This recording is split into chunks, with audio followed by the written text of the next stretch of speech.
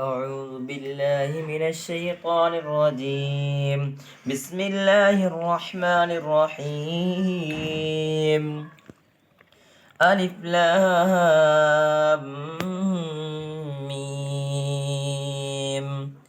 ذلك الكتاب لا ريب فيه هدى للمتقين الذين يؤمنون بالغيب ويقيمون الصلاة ومما رزقناهم ينفقون والذين يؤمنون بما أنزل إليك وما أنزل من قبلك وبالآخرة هم يوقنون أولئك على هدى من ربهم وأولئك هم المفلحون إن الذين كفروا سواء عليهم أنذرتهم أم لم تنذرهم لا يؤمنون ختم الله على قلوبهم وعلى سمعهم وعلى أبصارهم غشاوة